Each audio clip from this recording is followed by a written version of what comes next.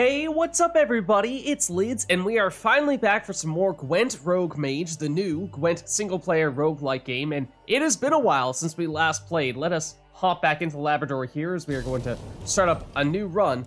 I unfortunately had to put the series on hold for a bit as I got what was just a really nasty combination of a stuffy nose and sore throat that lasted for the better part of 2 weeks, possibly even more.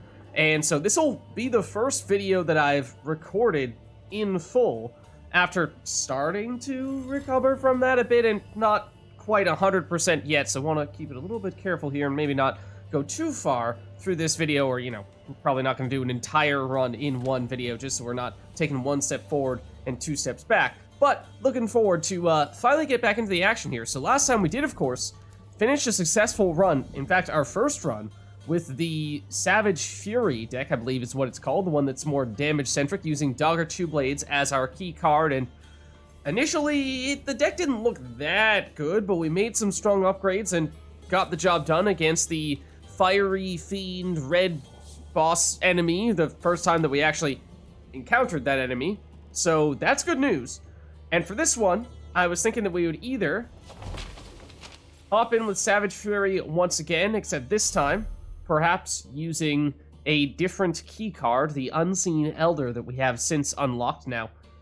That's one option. Obviously, we've used this base deck before, and I said in a previous run, I'm a big fan of Dagger 2 Blades key card that we did use, because it felt like it covered for what would have otherwise been one of the weaknesses of this deck, is that, sure, it has a lot of damage, but there are still some times when you need to have some points on your side of the board, and just having these, 4.3.5, or technically, eventually 6-point bodies, it's still going to be hard to outscore your opponents on some occasions, especially because the starting cards here, they have some damage, but not a ton.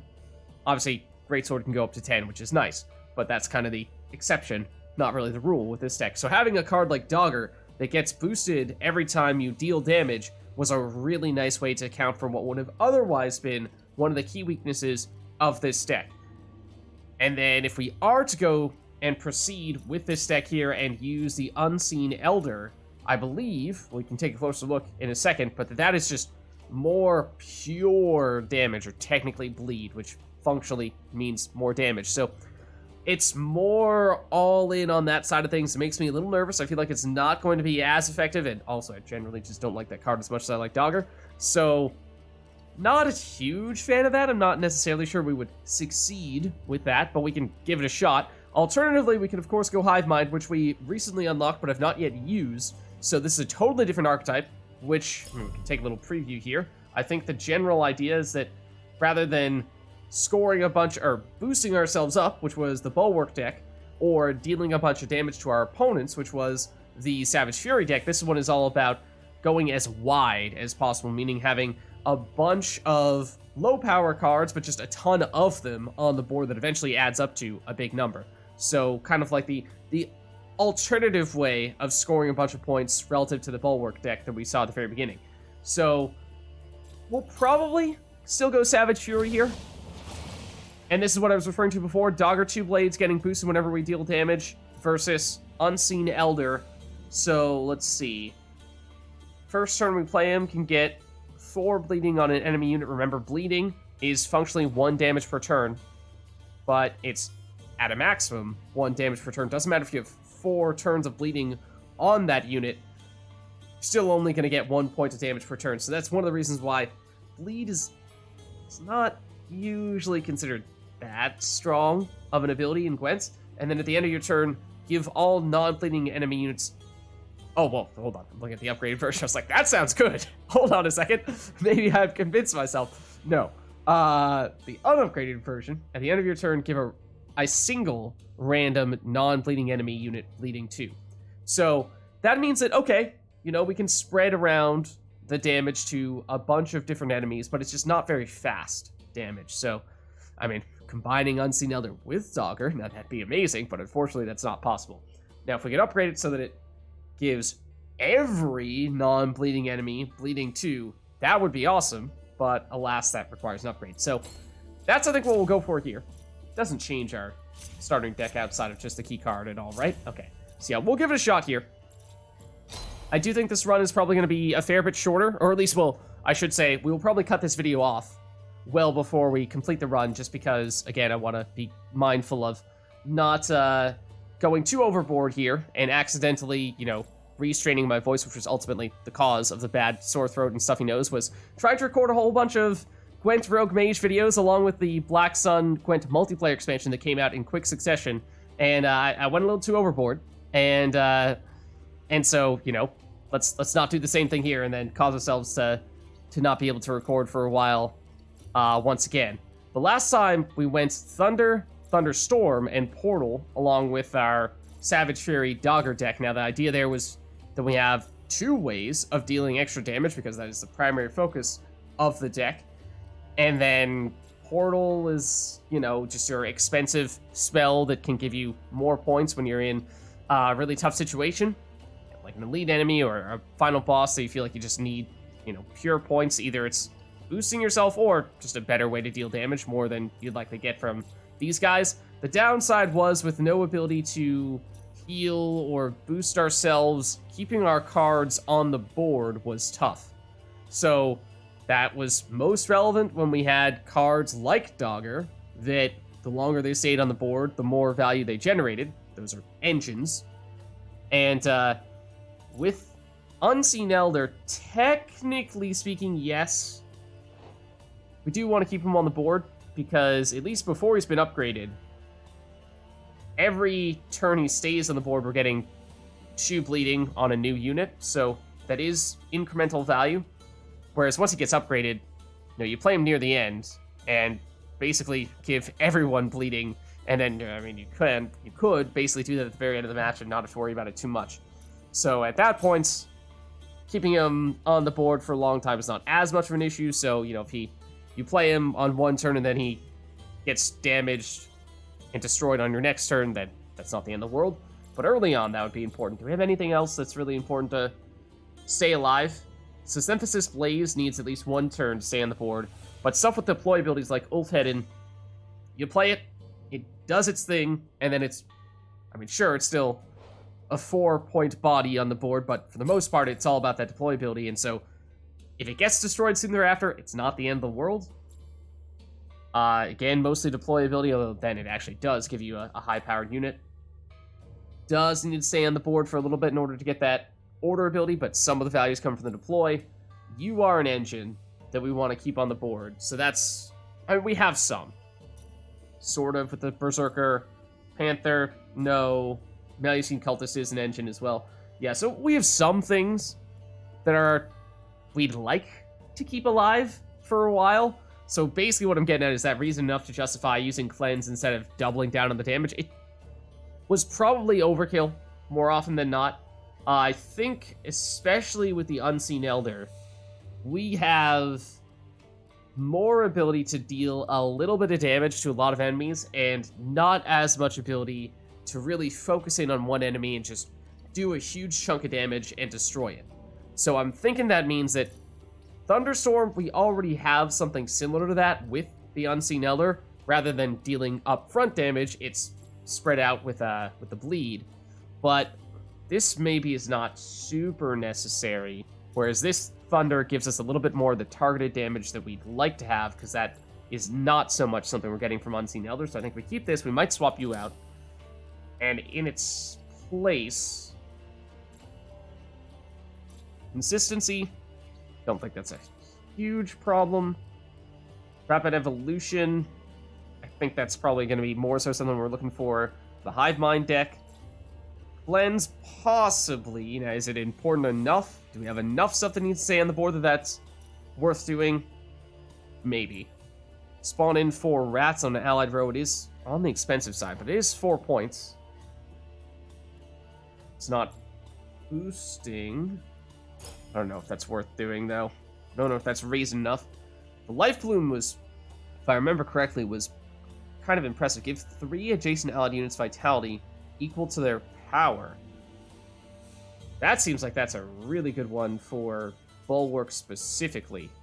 Because if you boost it, that does not say base power, that just says power, which means even if a card started at 2 power, but you boosted it all the way up to a 10, then you use Life Bloom on it, and it will get 10 turns of Vitality. Now, you're never going to have enough time to actually benefit from all 10 turns of that, but point is, the higher the card is, the more value you're getting from Life Bloom, and so a card or a deck that focuses on having high-powered cards like Bulwark would be the one that would benefit most from this. Less so the case for us here. So it's basically a question of, is it Cleanse, or is it, I mean, it could be Thunderstorm still, or it could be Life Bloom. No, it could be Rat Swarm, we were saying. Maybe. I think we just go Cleanse to cover for what would otherwise be a bit of a weakness here.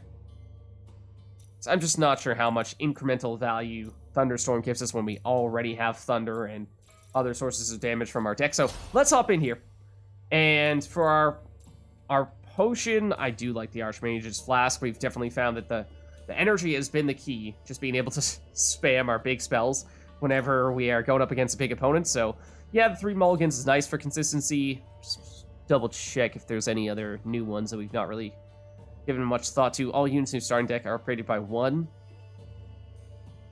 I think, again, Bulwark would probably be the one that benefits most from that, or any deck that really needs engines to stay on the board, but a lot of our value is coming from cards that just have damage on deploy, and we don't...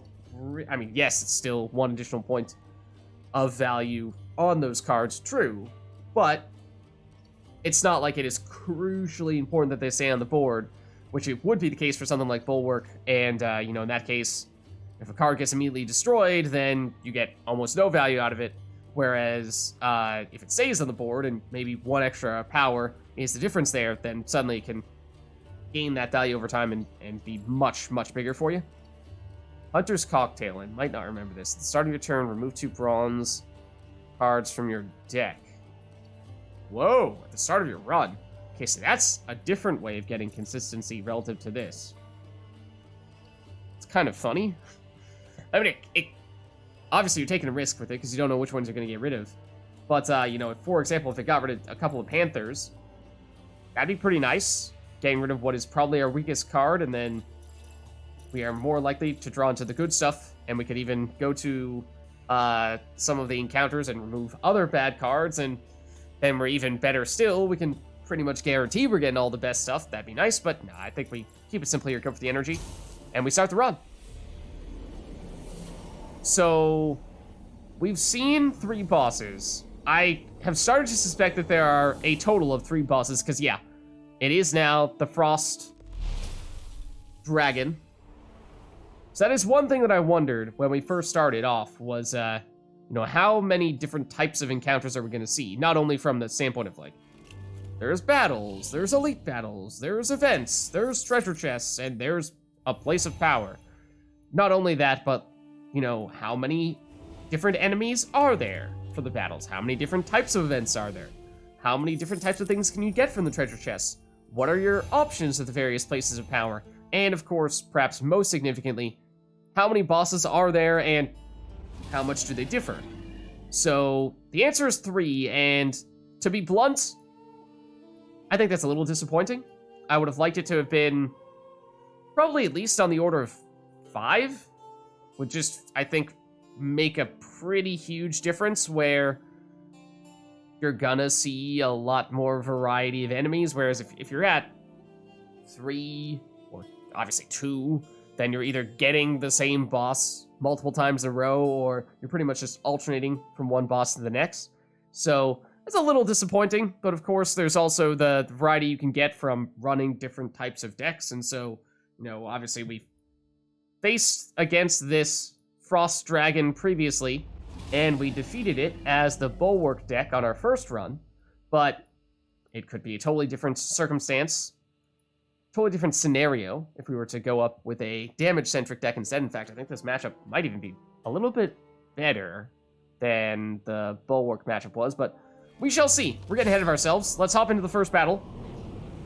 And it's a Gladiator who I think we've seen on many prior occasions for our first encounter. Okay, we draw to Unseen Elder. That's good. That is, of course, our key card. So he's the one that gives shields and does a little bit of damage, right? Damage to an allied unit and an enemy by 2, and then gives shield to an allied unit. So this is the guy who usually opens with Redanian Knight, which is a card that Starts with 2 armor, gets boosted every turn when it has that armor, but once the armor gets removed, damages one of our cards by our highest card by 3. So if you combine that 3 damage with the 2 damage from this leader ability, that's a chunk of 5 damage right off the bat, which has, at least on one prior occasion, meant that they have immediately destroyed the first card that we played. So, for example, if we were to play Synthesis Blaze, which on our previous run with this deck was almost always our go-to for our first turn, it would get destroyed by that much damage. So that's not great. Drone Berserker technically would transform into a Bear Abomination rather than get destroyed. You would get destroyed. You would get destroyed. You would hang on with 1 power. I mean, we don't know for certain that that's what they're going to start off with, but I think it's pretty likely. So, I mean, we could play you and then proceed to use some energy to boost you up. That's an option. But I think we're definitely going to dump that Panther, because I think it is, for the most part, our weakest option. The Cultist, I mean, it was a little tricky in the previous run, trying to predict what row our opponents were going to play in, and therefore what row we wanted to use you in. So I think we dump you. Okay, I think that's fine, and then proceed to draw into one of you. So we're going first. And I think we have to play something somewhat big. It's either Synthesis Blaze. Well, I mean, Unseen Elder doesn't have anything to target on the... oh no, it's a Veil order. It's not a deploy ability. Or rather, it's a Zeal order rather than a deploy ability. So we could play him right now, and we wouldn't necessarily need to immediately use this order ability and waste it because there's no targets.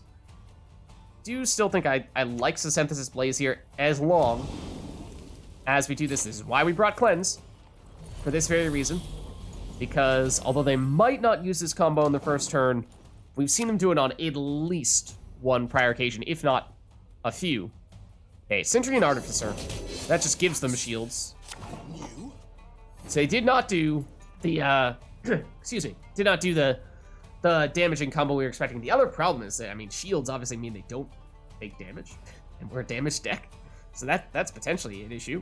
Fortunately, in this case, this is 5 instances of 1 damage, so we can just get rid of your shield that way, and then Unseen Elder, the bleed, 1 damage per turn is also actually a good way to deal with shields as well. So I think what we'll do here is we'll probably go Unseen Elder, but we won't use this ability just yet. Instead, well, must be secure. I'd love if we could get rid of you, but we can't quite do that, is the thing. Because you're going to give another shield out on their next turn, which I'd rather they not get the chance to do, but using more energy to guarantee we get rid of you definitely feels like overkill. And granted, we could have used a Drummond Berserker and then we would have had enough, rather than Unseen Elder. Unseen Elder, the bleed triggers at the end of their turn rather than the beginning of their turn, so they will have time to use that ability, even if we use Unseen Elder in addition to Synthesis Blaze. Alright, I think this guy's living, and we're gonna have to deal with it. And for that reason, I am deliberately gonna save at least a few charges on that, and we could have used... Oh, right, you're gonna give the bleeding to an unbleeding enemy. So I will eventually start to add up as well. Now, here's an enemy that we kind of don't want to remove the shield on, but Unseen Elder is going to, because he's going to give the bleeding to you no matter what, so that's a little unfortunate. I'd like to get a Greatsword out here pretty much as quickly as possible to get this healing up from all of our damage. So I think we go this route. Now, it's 4 o'clock. We could deal 1 damage to you. It has 1 bleed. It's already used its sword ability, so it's not particularly pressing that we deal with you right now. But I'm thinking we want to keep at least 1 charge on you so we can remove a shield. And that way, we have that, and then we can combine that with other sources of damage. If our opponent plays something important to remove on this turn. There's the bleed from Unseen Elder on this card that we didn't really want to hit. Okay, so there's their leader ability hitting Synthesis Blaze. Ooh. So Protofletter does synergize well with Unseen Elder. We still have not used this order ability. So we could still add 4 turns of bleeding, and we should do this soon, because otherwise we're not going to have enough time to benefit from all that bleed. So we could do this, and then we could play Protofletter and turn that into what? You have 1 bleed, this adds 4, you're at 5. Add 3 more, you're at 8. Turn Protofletter into a 12. That's not bad. That's pretty tempting. I mean, this is not an engine, whereas we do have some engines here. With the Cultists, Roman Berserkers need a little bit of time, and Sheila needs a little bit of time as well, but we're not super pressed for time just yet. I think we can still... hold on. Do this first. Then do this. Is this the ideal target for us to go after? No, probably not. But in the absence of other good options, we'll go that route. Now, technically, bleeding ignores armor, which would have been potentially a nice way to work around with that Artificer. But they are really committed to boosting that up. It does have a lot of power, though. It does have a lot of power. Ulfhedin does get all of its value immediately. So this is, right now, our best finisher.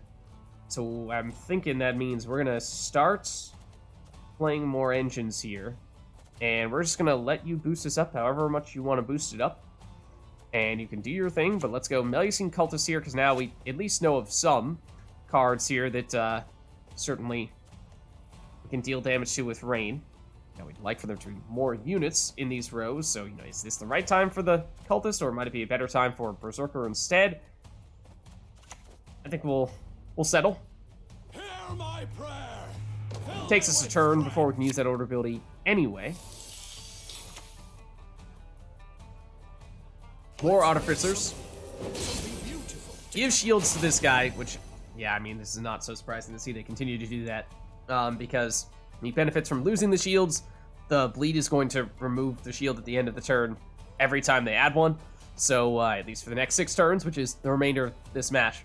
So we can't really avoid that with all the bleed, which is why I was saying this is not really an ideal card to do all that bleeding to. But we can now use the Cultist there. We have 2 targets to hit with the Rain, which is nice.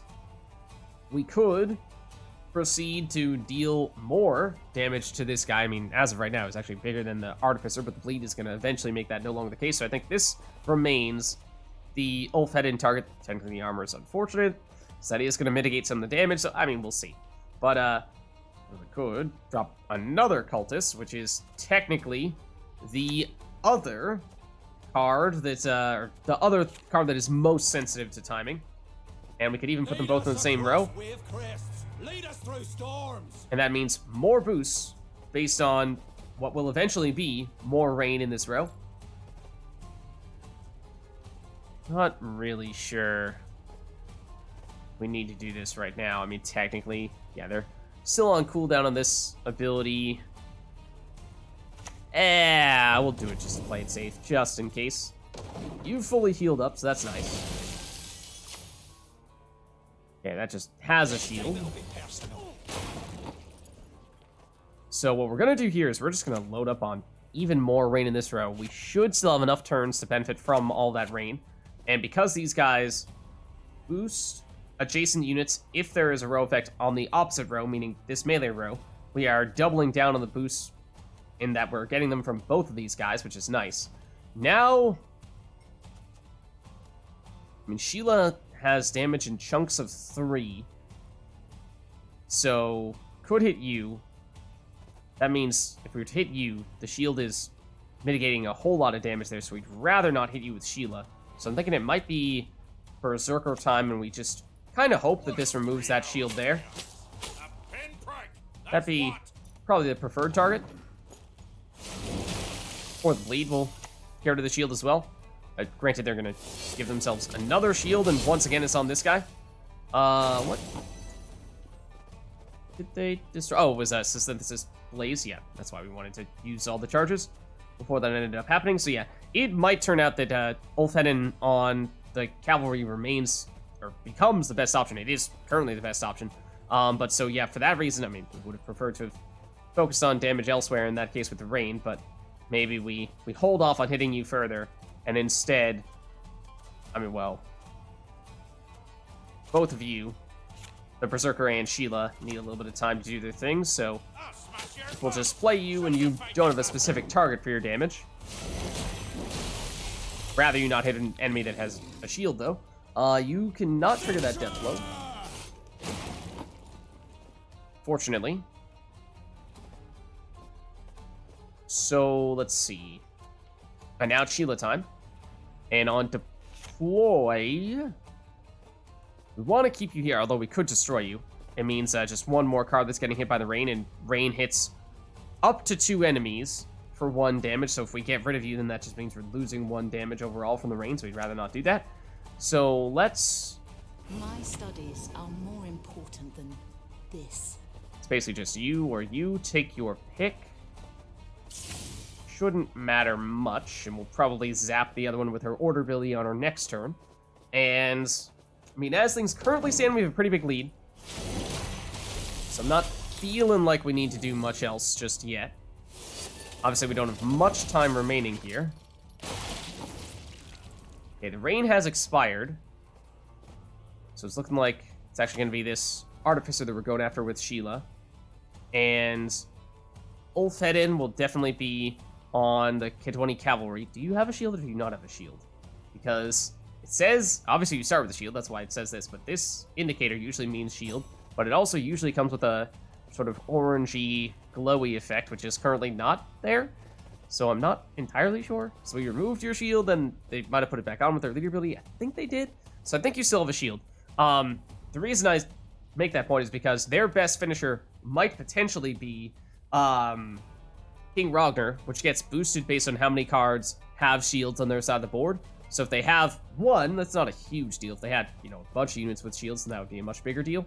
So I think we're still probably fine here if we go with that and then zap you, because we have a pretty huge lead, so I don't think we need to be spending any extra energy here. And that is King Ragnar exactly, so is he going to remove the shield? I think that still exists. Yeah. So it's a 3-point boost, but nowhere near enough shields for that to be dangerous.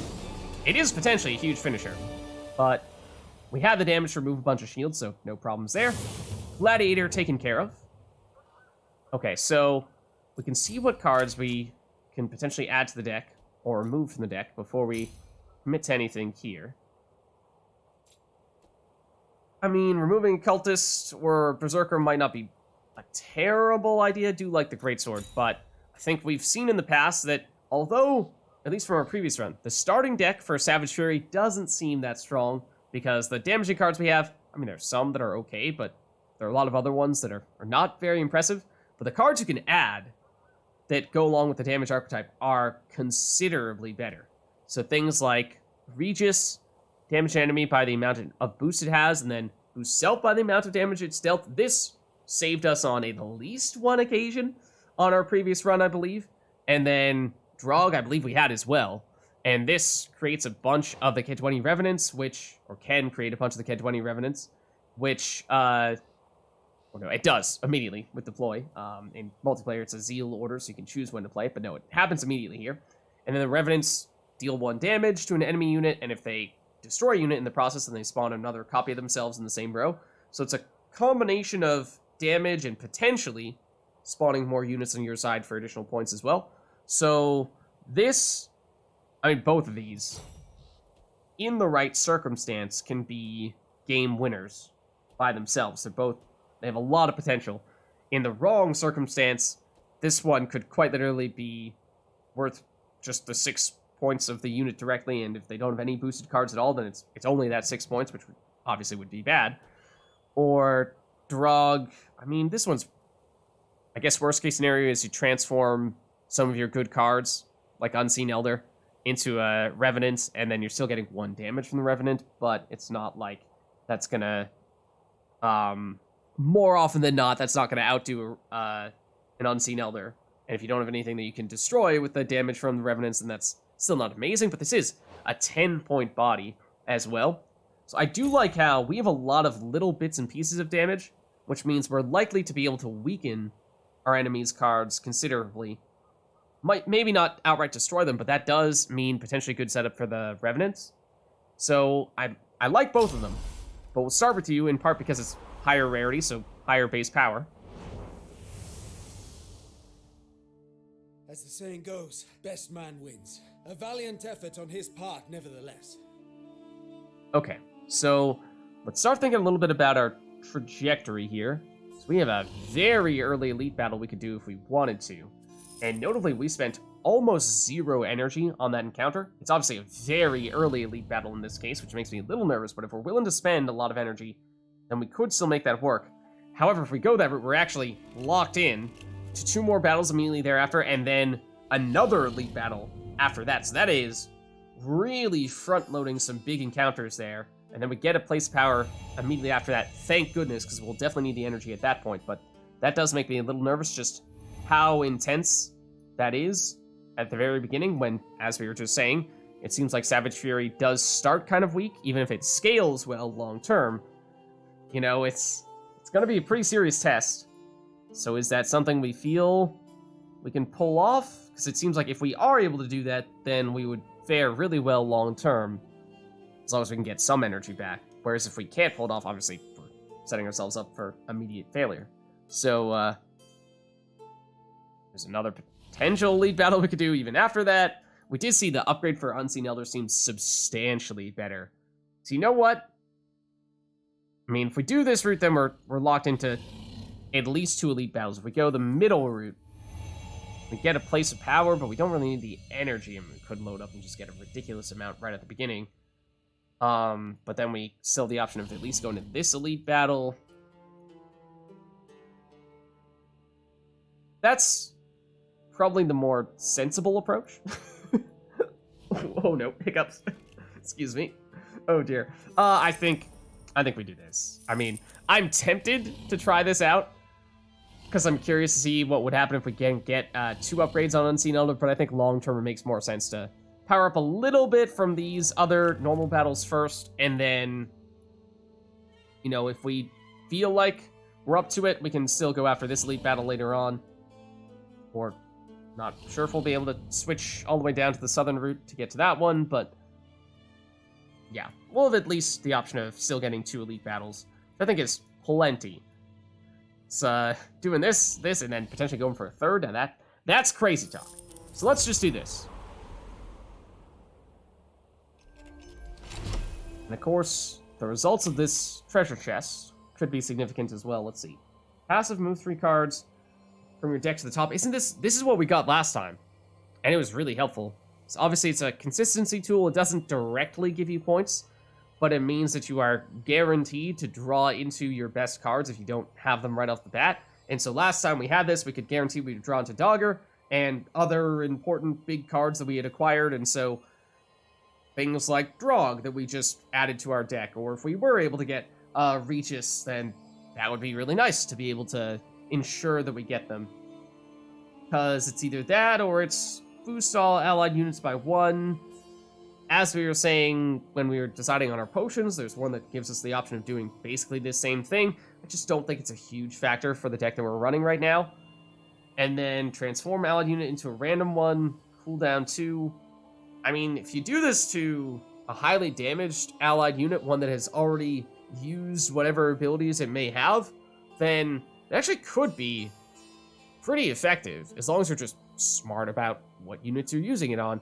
But I think that's kind of, you know, it is obviously pretty chaotic. It is, at least to a certain extent, a matter of RNG, lucking yourself into some good results. So I think we start off with the fundamentals here, and just go for the consistency. Then, after that, once we have the essentials, we can start to think about, okay, well, maybe at that point we test fate a little bit and just see if we can get lucky with a little bit more nice to have but not need to have types of things. But now it's a place of power, and as we were saying, we've already loaded up on a lot of energy, so I mean, we could just get the energy here and not worry about energy, hopefully for a very long time, which would be kind of a nice thing to be able to do. Or we could remove a card, I'm not sure if we can preview what our option is going to be in this case, so we might pass on that. And I guess let's load up on the energy early. And then it means that, you know, if we run some place of power later on, and at that point we're still on really high energy, then we can say, all right, well, now we can definitely take whatever the other option is and don't need to worry about loading up on the energy there. So that's the nice thing about getting energy early, even if it isn't immediately necessary. It gives you the flexibility long term. But now we'll hop into this next normal battle. And we shall see Beastmaster. We've seen him at least once before, I'm pretty sure. And as we previously established, yeah, you can get the normal version, or you can get the hard version. Okay, here's a question I have that you guys may or may not know the answer to. It seems like, initially, whenever we had these normal encounters, that first half of the game, we would almost always, if not always, have the normal version of the enemies. Maybe I just didn't notice that they were the hard version of the enemies. Then the latter half of the run, we'd start to see, okay, now they're starting to pop up as their hard version, which made some sense. Okay, at the beginning of the match, beginning of the run, enemies start a little bit easier to give you some time to power up your deck, and then toward the end, even the normal battles start getting a little more difficult, because presumably you're a little bit stronger at this point in time. However, for the past couple of runs, it seemed like we have immediately run into hard enemies, and then almost exclusively had hard enemies for our normal encounters. And then I did see one other person who was just starting Rogue Mage playing a little bit a week or so ago, and for them I noticed that they had almost no normal battles with hard enemies. And so my question is, does the game auto balance in some ways? Like, if you've had 2 successful runs in a row, which is the state we currently find ourselves in, does the game look at that and say, okay, well, sure, you've been successful. In that case, I'm going to deliberately amp up the difficulty a little bit by giving you a higher frequency of these hard enemies. Whereas if you had fallen short on a previous run or 2, then it goes back down to normal and, has the roughly 50-50 mix between normal enemies and hard enemies. Or if you have a bunch of losses, then it gives you almost exclusively normal enemies. Is that a thing? Has anyone noticed that? Or, dare I say, tried to test that at all? Because at least seems like an observation that I've made that is at least perhaps worth some further investigation, but who knows? Who knows? Alas, that's all an aside. So, what is the deal with this guy? So, every 2 turns, spawn a Rabid Warg, which is a 2 power card, on an allied row, then each beast on that row damages the highest powered unit on the opposite row by 1. Whoa. Okay, so we've definitely encountered him before. I'm not sure if we've seen the hard version, though. So, I remember spawning in all the Wargs. That's, it's not a huge deal having 2 power units. And in fact, that'd be the card that we just picked up, the Drog, would be an amazing counter for that. If we could, weaken a bunch of them down to just 1 power, which shouldn't be too difficult to do, especially with all the lead we'll have from Unseen Elder, then that means we could have a ton of cards to destroy with the K20 Revenants that we spawn in. So that would be useful. That might be something that we want to make a pretty committed effort to set up. So that catches my attention, but the problem here, I think, is more so that each beast on that row damages the highest powered unit on the opposite row by 1. So that's only happening on the row in which they're spawning the Warg. So it's not every single beast on the board, only the beasts in that specific row, but I still imagine there's going to be a whole lot. And so there's up to 9 cards, 9 units, or spaces in a row, which means the theoretical maximum damage they can deal to our highest powered unit is 9 every other turn, which is enough to destroy everything except for the Drog, which has 10 base power, in 1 turn. So that's pretty scary. Now it's going to take them some time to get there, and hopefully we can, with our damage, destroy some of those Wargs before they can pull that off, and perhaps that means what we're going to go for here is deliberately just destroy some weak 2-power rabid wargs, even if they don't have any abilities directly. Just reducing the total number of beasts in a row will make their leader ability significantly weaker. So I think that's something that's, it's going to be very easy to forget that and to prioritize, oh, well, this card has an ability that looks important to shut this down, so we should get rid of it. Except it has 5 base power rather than 2, so it's going to take more time, effort, and commitments and damage to get rid of it relative to this warg. So I think that's something we should consider. And there is the draw. Perfect. Okay, so yeah, I think we definitely want this. I think we definitely want lots of little bits and pieces of damage. With the Melusine Cultist and Berserker, we can make that happen for a short period of time, but not for an extended period of time, which is a little bit concerning. So maybe we get rid of one of you. There's Unseat Elder. Okay, that's awesome. I mean, these were the 2 cards we were going to definitely try to get using our Spyglass. So to have them directly in our hand right off the bat is nice. I mean, at this point, what are we even looking for? Probably still Ulfhedden. So Synthesis Blaze would be a great way to get a bunch of damage quickly as well. These... Not sure between you two which one I'd prefer. Probably still not looking at Panther. So do we dump one of you? I think we probably do. Okay, we get Synthesis. Alright. I mean, can't complain about the starting hand. In fact, Magnifying Spyglass is going to be kind of difficult to choose what we're going for here. Should probably get Ulfhedden, although technically we can play that on our last turn because it gets all of its value immediately. So that might be the last card we want to draw into, and the order in which we click them does matter. That is going to be the order in which we draw them. So Sheila only needs 2 turns, so it might be last card, second to last card. The question is, what is the next card that we do?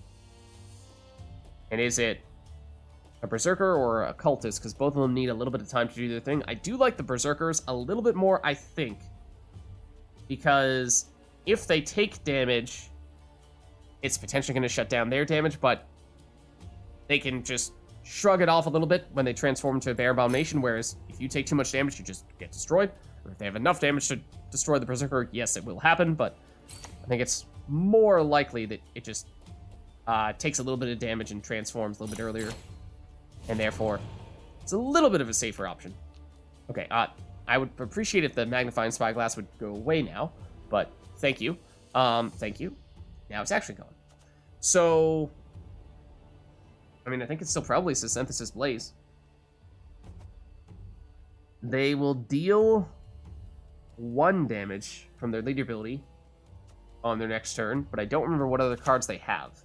So I'm not sure if we need to do anything else to protect you or not. Which could have been reason to go with the... I mean, Berserker first would have been 1 turn of wasted damage anyway, so I suppose it's not great for that reason if it was... even if it was more capable of shrugging off damage. So here's a perfect example of what I was talking about before. Sort of. I mean, it doesn't have an ability that matters anymore, but 8 powered beasts versus 2 powered beasts. We'd like to get rid of you so that you no longer, or at least you have a weaker leader ability, and this is way easier to get rid of than this is. So, at this point, I think we would like to get Unseen Elder out relatively quickly so that we can benefit from that additional bleed. It would become the highest powered unit that we have on the board, and it is a card that we definitely want to keep on the board. So I think we'll play you, but we might use a cleanse on you. Must be secure. Just to keep you a little bit safer now. It's pretty unlikely they're going to have enough damage to immediately destroy you, but just in case. So then we'll use 2 charges here to remove you, because that means 1 less beast. A little bit weaker leader ability, and they're not about to use their leader ability anyway. It's going to be on cooldown for the next turn. You are high enough power that using 4 bleed on you is not a terrible idea, but if we just pass right now on this turn, we're going to get the 2 free 2 turns of bleed on you, because you are an enemy that does not currently have bleed. So I think we at the very least go for that. Okay, that is damage, and that's going to take out should be to take out to Synthesis, which was smart. You know, we could have damaged Raging Bear, but it just wasn't going to be a high priority because, as we were saying, we would rather have saved our damage for a card that was easier to destroy. Now, Etriol has already also used all of its abilities, so this is not a super high priority to get rid of either, and it is not a beast, so it's not contributing toward their lead ability either. So that's also reason for us to not really be too concerned about going after you. However, if we can weaken you down and potentially get you into removal range for the K20 Revenants, that would be nice. That would be nice, and they do definitely have a lot of damage. So, we do want to try to have units that the Drog can transform. So we need stuff to survive long enough for that to happen. But I think this might still be a good time to go potentially with the Greatsword. I mean, they are going to use this ability. It's going to hit the highest power unit, so if we put you in this row... Unseen Elder is still the highest unit. Also, it's opposite row. Which means if they want to do it in this row, they have a beast in this row, so they're best at damaging this row. We should just not put anything in this row. We should, by several accounts, we should play you here. The question is just, do we need to do additional things to get additional damage to heal you up, or are you going to be safe? Even if we don't do anything here, because once again, we're going to get the free 2 points of bleed on you. You're going to get damaged by one at the end of your turn. You're going to get damaged by one at the end of your turn. So you're going to get up to a 6 by the end of the turn, at which point you should be safe. But you're not going to hit by the leader ability. If anything, Unseen Elder would be. They have a deploy ability with damage. I think it's a risk that I'm taking, not going with damage here. But yeah, I knew this was not going to be that bad. The damage from that leader ability. Ooh. Don't like the vitality. Excuse me. Excuse you. We're trying to do bleed, not vitality. Those are complete opposites of one another. So I think what we'll do now is, now there's a bunch of cards that do not have bleed on them. So I think we'll do Unseen Elder and probably use this order ability. And now you have lots of power, so we can still benefit from the full 4 turns of bleed. You're a beast, so we want to try to get rid of you at some point in time. You're a 2-power beast, so the 4 points of bleed on Unseen Elder was overkill, but we would like to get rid of you in some way, shape, or form, or by some means later on. So I think what we'll do, we'll go Berserker in this row. It'd be great if the random damage happened to hit you, the Warg, but we obviously can't guarantee that. And then, you know, potentially sets up Revenants in the future. Might end up using leader ability to get some damage, but we will see. Okay, it's a Brockfar Hunter, which does give them some damage. Yeah, they're really trying to get rid of Unseen Elder, which is understandable. They didn't really want to see the Panther, although it does give bleed. A lot of bleed, for what it's worth, which can synergize well with stuff like Protoflutter. So if we wanted to, I mean, we could go super crazy on Panther to give 4 points of bleeding here, and then next turn go Protoflutter just for the big boost. I mean, it's initially going to prioritize going a more damaging route rather than a more boosting route like that, but it is technically an option. We'd also prefer to play Panther in the range row, which is kind of unfortunate, because we're trying to row stack here to eventually set up a Drog with more units getting converted. So I think we can still do it, though.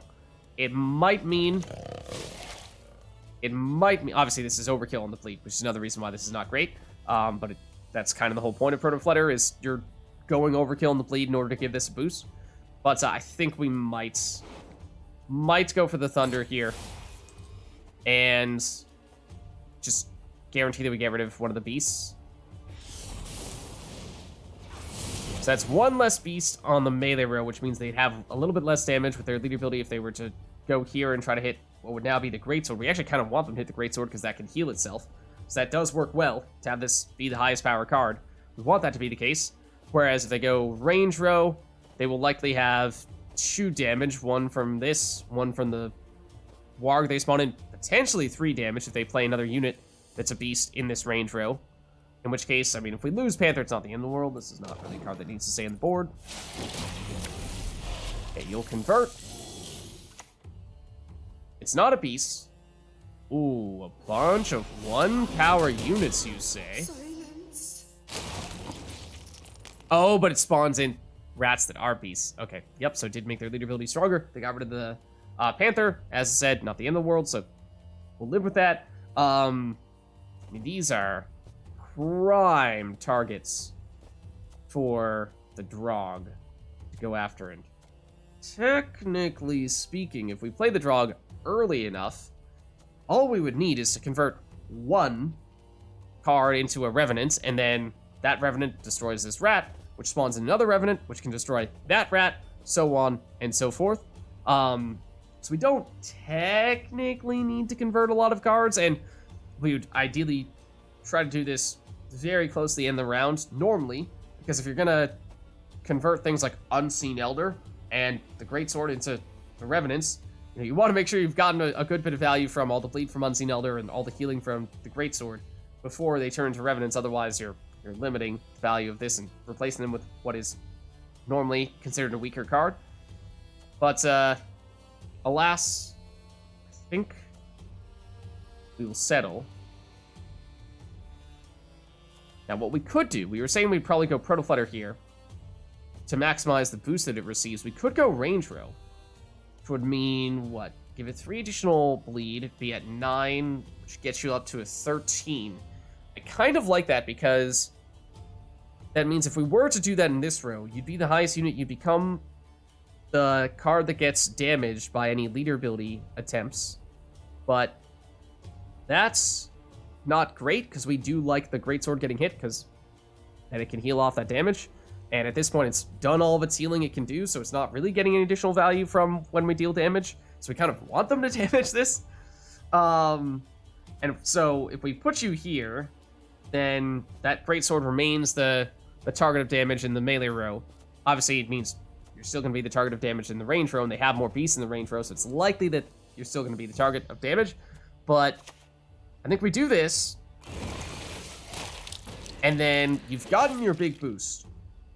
So we could Drog next turn, convert you, and then we start whittling away at these rats, and maybe eventually this warg if it gets damaged by 1 from another source, which would be lovely if that were to happen from, say, I don't know, the Unseen Elder.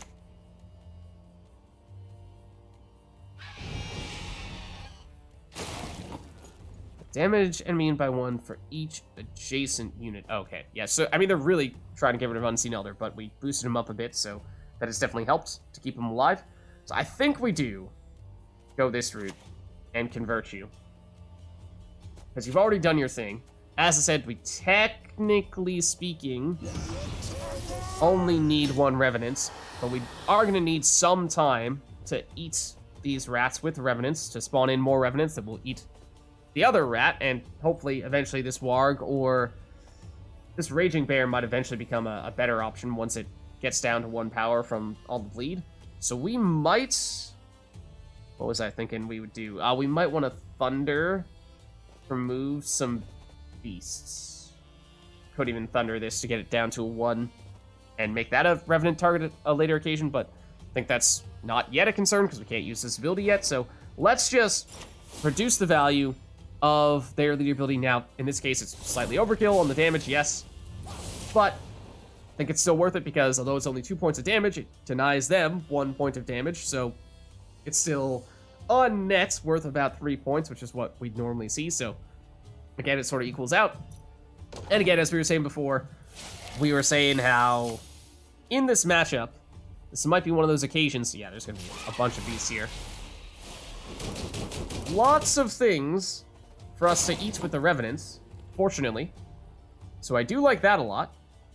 No shortage of options here. And not only will it spawn in more of the Revenants, it just gets rid of some of their beasts as well. So that's why Drog, I think, was going to be just a huge card for us, as we were saying at the beginning, and remains the case here. And what are we going to play from our hand?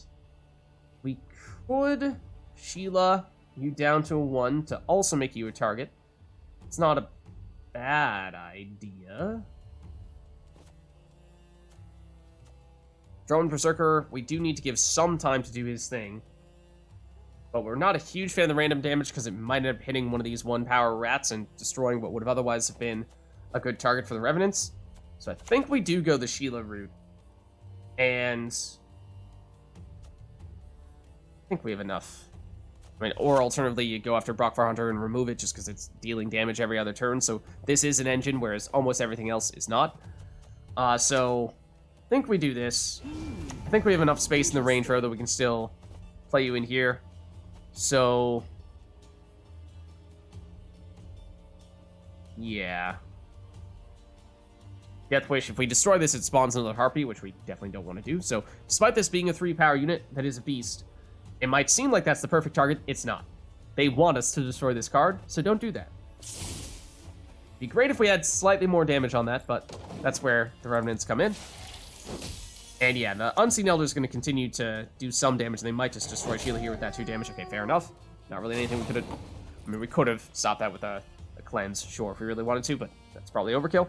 So now with the Revenant, the question is, do we prioritize removing beasts in the range row or the melee row?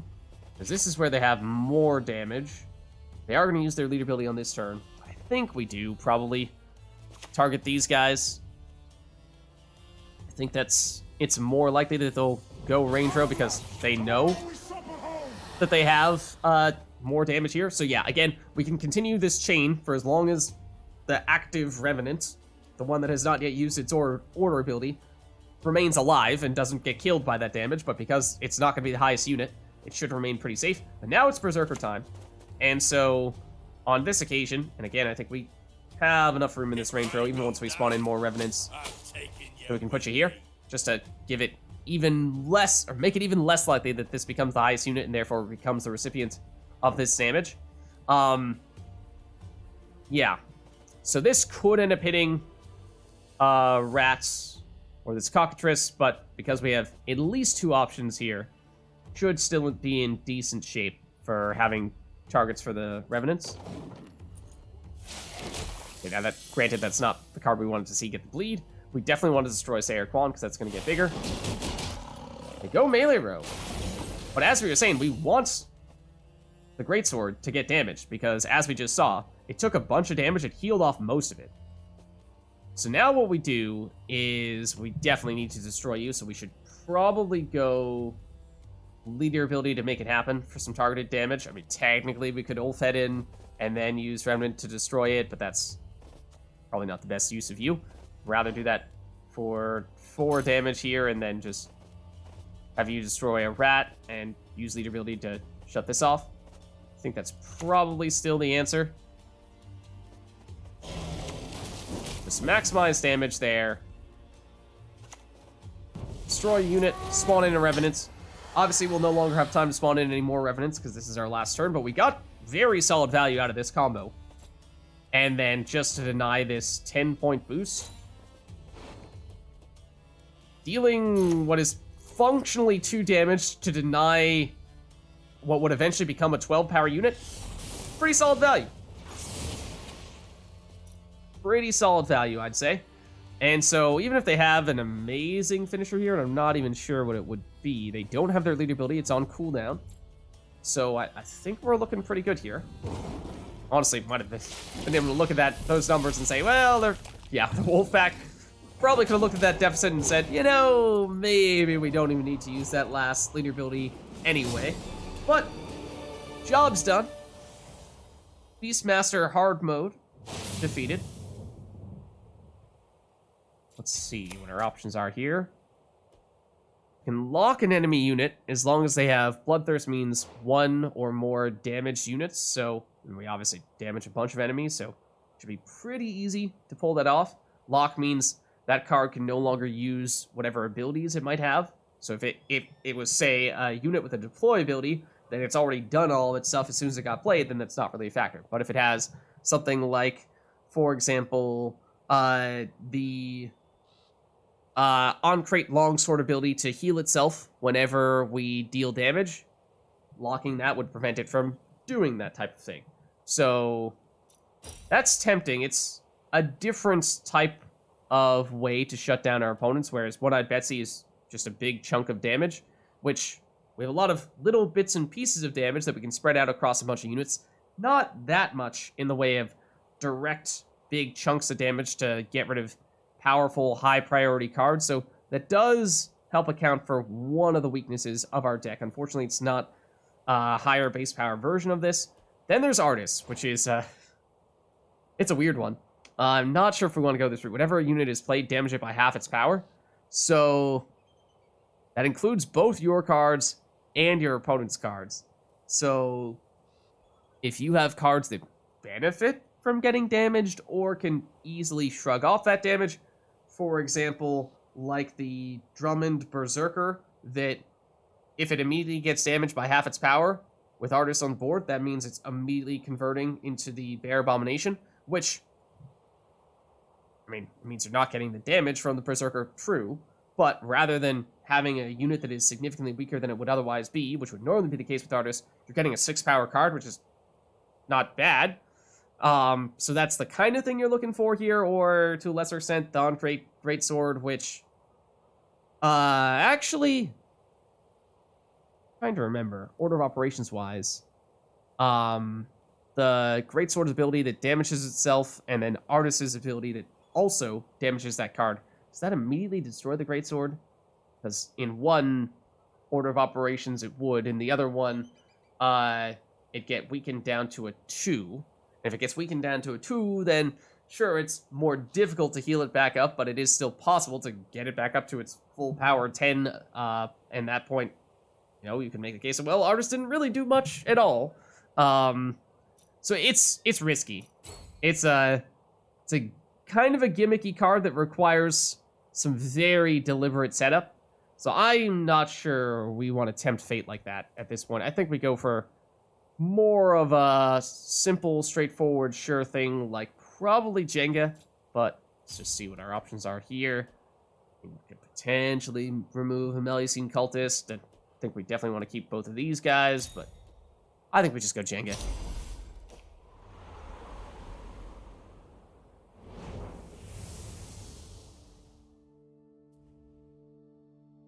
Okay, and so then we have a normal battle of some variety.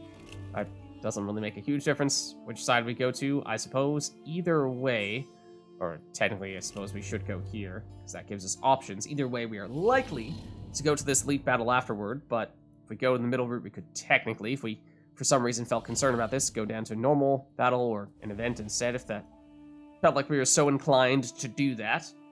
But that being said, I think this is probably still a good place for us to wrap up here, because as I was saying, this is the first video I've recorded in full after trying to start to come back from that really bad sore throat, stuffy nose, and so don't want to go too crazy here and have a really long video and, you know, proceed to significantly strain my voice and then we're back to where we were before. So I think it makes sense for us to cut it off here, and in all likelihood, next time we'll be looking at taking on this elite battle. I mean, possible we go a different route, but we'll see there. And of course, this is just the start of our run with the Savage Fury deck for the second time round, but this time with Unseen Elder. And so far, it's actually worked reasonably well for us. We now can guarantee that we get Unseen Elder in every match, which is definitely a nice way to maximize value out of him. And that is one of the reasons why going to this elite battle and upgrading him, which looks like it could be a really nice upgrade to him, that could be a great way to significantly improve the quality of our deck. So I'm looking forward to that, and then eventually, a ways in the future, hopefully making our way all the way back to that blue boss, which I believe is theoretically the last mutagen we need in our set. So that's what we have lined up, and thank you all for watching. Hope you enjoyed the video, and I'll catch you next time.